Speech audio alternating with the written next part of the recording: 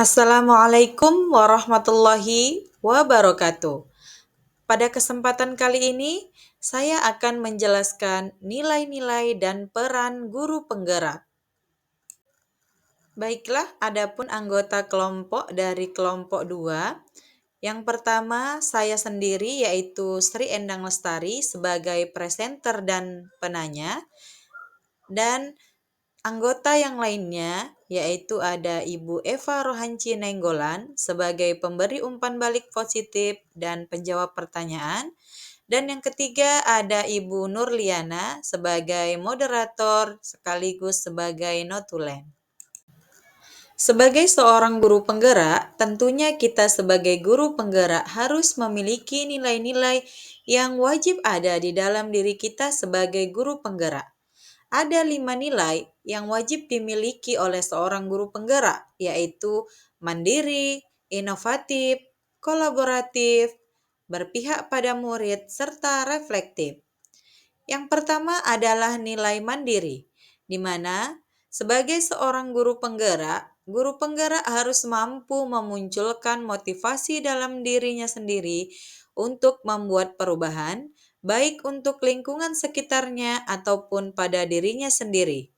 Perilaku yang bisa dilakukan oleh seorang guru penggerak adalah mau melakukan refleksi dan introspeksi terhadap kegiatan pembelajaran yang dilakukannya. Nilai yang kedua yaitu nilai inovatif, yaitu seorang guru penggerak harus mampu menemukan ide-ide ataupun gagasan baru tentang metode, media, dan suasana pembelajaran yang berpusat kepada peserta didik dan tentunya dapat menyenangkan bagi peserta didiknya. Kemudian nilai yang ketiga yaitu nilai kolaboratif, di mana seorang guru penggerak harus mampu membangun hubungan kerjasama yang positif dan harmonis dengan orang tua peserta didik, komite sekolah, organisasi di lingkungan sekolah, dan dinas pendidikan untuk tujuan bersama yaitu memajukan sekolah. Nilai yang keempat yaitu nilai reflektif, yaitu seorang guru penggerak harus mampu senantiasa merefleksikan dan memaknai pengalaman yang terjadi di sekelilingnya, baik yang terjadi pada dirinya sendiri maupun yang terjadi kepada pihak lain. Dan nilai yang terakhir yaitu nilai yang berpihak kepada murid, di mana seorang guru penggerak harus selalu bergerak dengan mengutamakan kepentingan pengembangan murid sebagai acuan utama. Segala keputusan yang diambil oleh seorang guru penggerak haruslah didasari berdasarkan pembelajaran murid terlebih dahulu, bukan atas kehendaknya sendiri. Dengan memiliki kelima nilai dari guru penggerak tersebut, diharapkan seorang guru penggerak mampu memberikan perannya sebagai guru penggerak baik di lingkungan sekolahnya maupun di luar lingkungan sekolahnya. Di antara peran dari guru penggerak tersebut, yang pertama, seorang guru penggerak mampu menjadi pemimpin pembelajaran, di mana seorang guru penggerak harus bisa menjadi pemimpin pembelajaran yang baik yang sesuai dengan trilogi Ki Hajar Dewantara, yaitu Ing Ngarso Sung Tulodo, Ing Madyo Mangunkarso, dan Tut Wuri Handayani. Peran kedua yaitu seorang guru penggerak harus mampu menggerakkan komunitas praktisi, yaitu guru penggerak harus memberikan dampak kepada guru-guru lain serta memberikan dampak kepada sekolahnya. Seorang guru penggerak tidak hanya bergerak di dunia kerjanya saja, tetapi juga harus bisa mengembangkan diri dalam komunitas pendidikan lainnya seperti komunitas KKG, MGMP, ataupun komunitas lainnya. Peran yang ketiga yaitu seorang guru penggerak harus mampu menjadi coach bagi guru lain, di mana seorang guru penggerak dituntut untuk menjadi coach dan mentor bagi rekan guru lain terkait pengembangan pembelajaran yang ada di sekolahnya. Selanjutnya, peran yang keempat yaitu seorang guru penggerak harus mampu menjalin kolaborasi antar guru, di mana Guru penggerak harus bisa membuka ruang diskusi positif dan ruang kolaborasi, yaitu untuk keterampilan yang memungkinkan seseorang bekerja sama dengan orang lain, baik itu antar guru dan pemangku kepentingan di dalam dan di luar sekolah untuk meningkatkan kualitas pembelajaran. Dan peran yang kelima, yaitu seorang guru penggerak harus mampu mewujudkan kepemimpinan murid, di mana seorang guru penggerak juga berperan dalam meningkatkan kepemimpinan peserta didik. Guru diharapkan dapat membantu para murid untuk menumbuhkan motivasi siswa untuk belajar secara mandiri. Selain itu, guru juga berperan untuk membangun karakter untuk mewujudkan karakter profil pelajar Pancasila. Dari nilai dan peran yang telah dijabarkan, maka kelompok kami, yaitu saya sendiri, Sri Endang Lestari, kemudian Ibu Eva Rohanci Nenggolan, dan Ibu Nurliana, memiliki nilai dan peran yang paling menonjol, di mana nilai dan peran yang paling menonjol di antara kami yaitu nilai berpihak pada murid dan perannya sebagai pemimpin pembelajaran. Adapun hal yang sudah kami lakukan dalam nilai dan peran tersebut yaitu kami telah menerapkan pembelajaran berdiferensiasi, di mana pembelajaran berdiferensiasi yang telah kami lakukan meliputi diferensiasi konten, diferensiasi proses, dan diferensiasi produk. Yang pertama, saya akan menjelaskan kegiatan yang telah saya lakukan sendiri dalam mengaplikasikan pembelajaran berdiferensiasi, di mana saya sendiri, Sri Endang Lestari, telah melakukan yaitu kegiatan untuk mengidentifikasi gaya belajar siswa, di mana kegiatan yang telah saya lakukan ini untuk menganalisis gaya belajar siswa sebelum dilakukannya proses pembelajaran. Jadi, identifikasi gaya belajar siswa ini sangat membantu guru untuk mengetahui gaya belajar apa saja yang dimiliki oleh siswa kita. Apakah siswa kita memiliki gaya belajar visual, auditori, maupun kinestetik. Nah, dengan mengetahui gaya belajar siswa atau yang dimiliki oleh siswa kita, maka kita dapat mengelompokkannya berdasarkan gaya belajar yang dimiliki anak, dan kita sebagai seorang guru mampu menyiapkan materi pembelajaran yang sesuai dengan minat dan bakatnya ataupun sesuai dengan gaya belajarnya, di mana dalam mengidentifikasi gaya belajar siswa ini, saya menggunakan instrumen gaya belajar yang dikembangkan oleh Quizlet and Chapman tahun 2005. Kemudian kegiatan yang telah saya lakukan untuk menerapkan pembelajaran berdiferensiasi konten, yaitu saya sendiri telah membuat media berupa video pembelajaran yang saya upload di YouTube untuk membantu siswa saya menyelesaikan dari praktikum pembelajaran yang saya lakukan, di mana media berupa video YouTube ini sangat cocok untuk peserta didik yang memiliki gaya belajar visual dan auditori, dan praktikumnya cocok untuk gaya belajar kinestetik.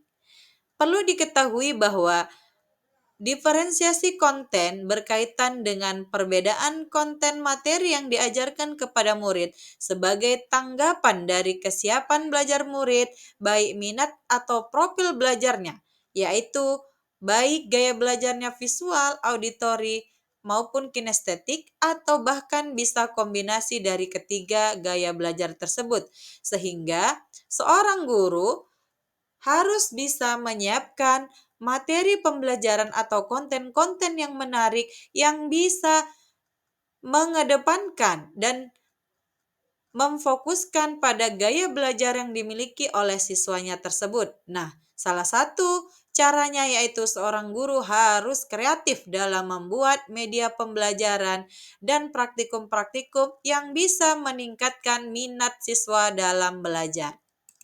Kegiatan lain yang saya lakukan untuk menerapkan diferensiasi konten di mana saya menggunakan poster berupa gambar atau organ-organ dari sistem ekskresi maupun yang sesuai dengan materi yang saya ajarkan, di mana poster atau berupa gambar ini sangat cocok untuk siswa yang memiliki gaya belajar visual.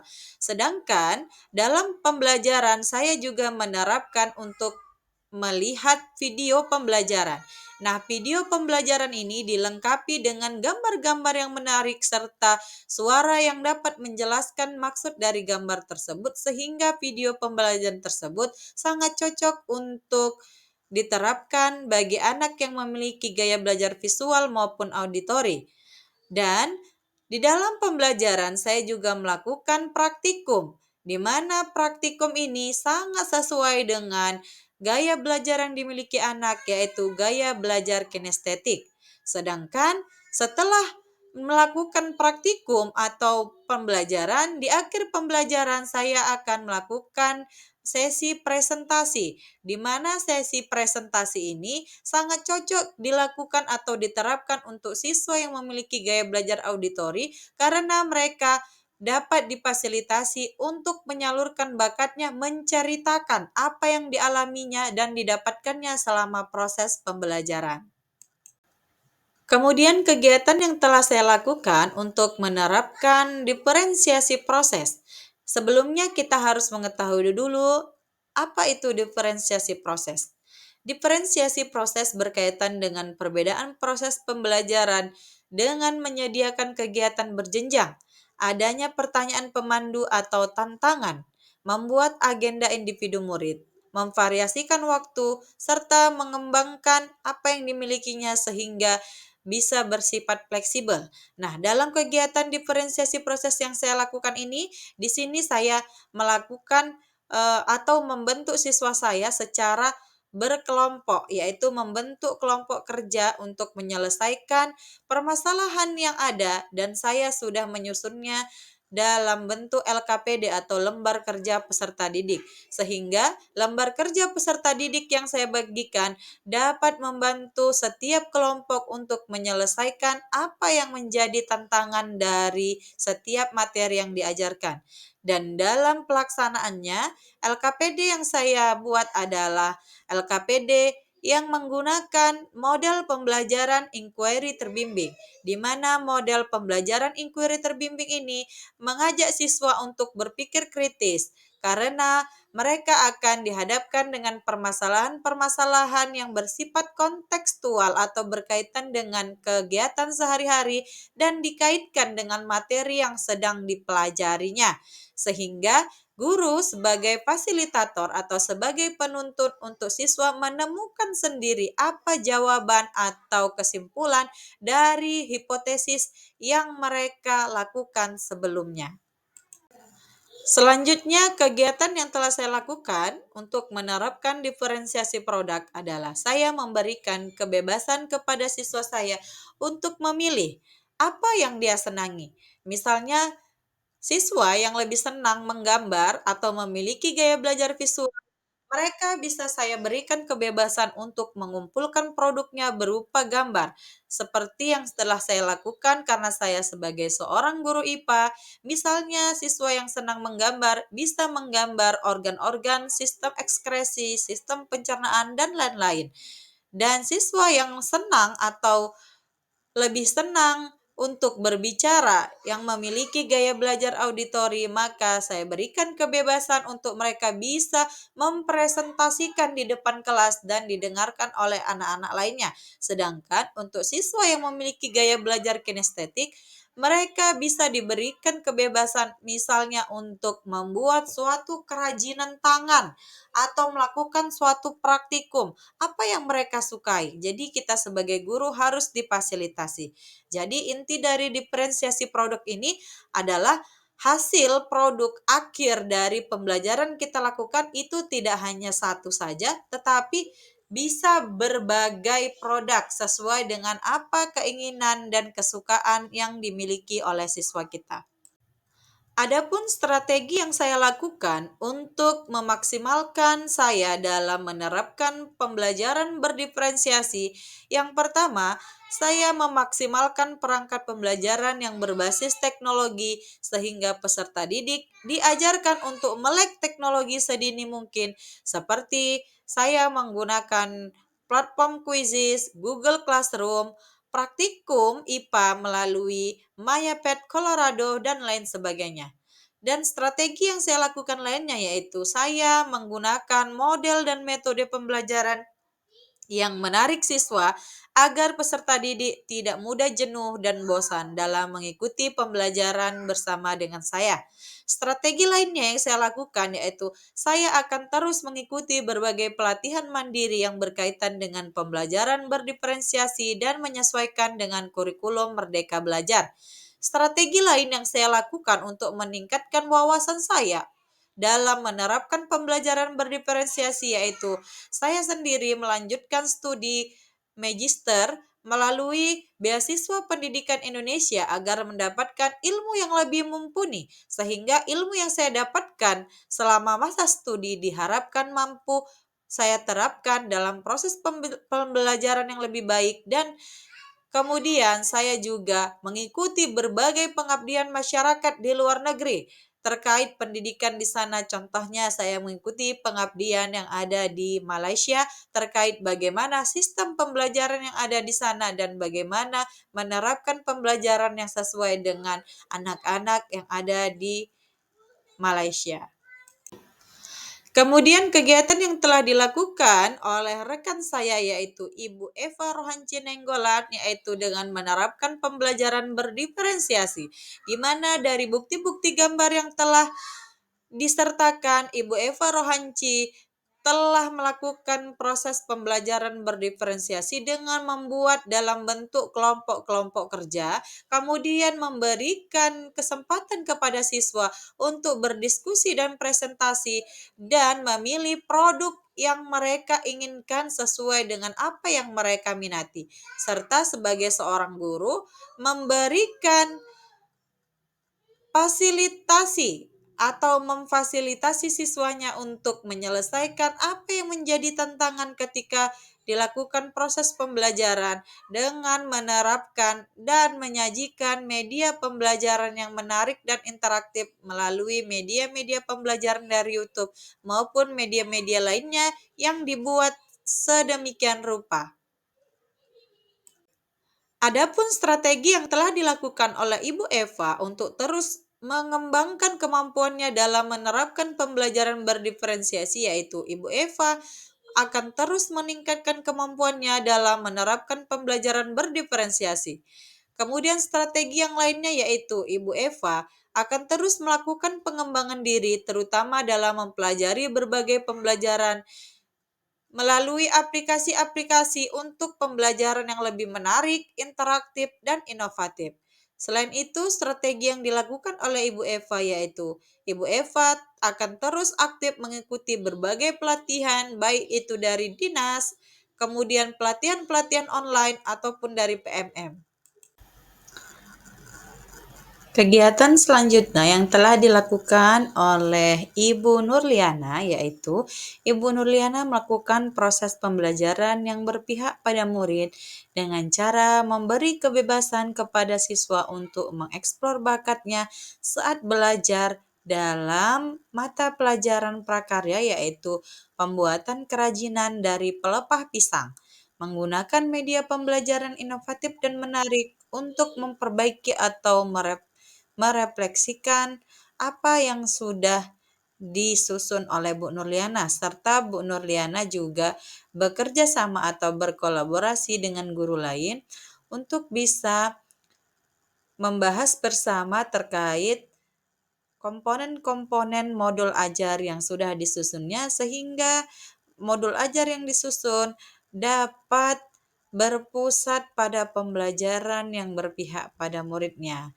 sehingga dalam pelaksanaan nantinya Bu Nurliana dapat memberikan ide-ide yang inovatif dalam penerapan model pembelajaran, strategi pembelajaran, maupun media pembelajaran yang inovatif lainnya dalam mendukung pembelajaran yang berpihak pada murid. Adapun strategi yang telah dilakukan Ibu Nurliana adalah Ibu Nurliana akan terus meningkatkan kemampuan literasinya. Kemudian Bu Nurliana akan terus berkolaborasi dengan seluruh guru dan wali murid. Dan yang terakhir Ibu Nurliana akan terus meningkatkan strategi baru dalam meningkatkan minat dan belajar muridnya agar tidak bosan, baik itu mengikuti pelatihan maupun kegiatan-kegiatan lainnya yang dapat menunjang kemampuan Bu Nurliana dalam menerapkan pembelajaran berdiferensiasi yang berpusat pada murid. Demikian terkait pemaparan tentang nilai dan peran guru penggerak. Salam guru penggerak, tergerak, bergerak, menggerakkan. Wassalamualaikum warahmatullahi wabarakatuh.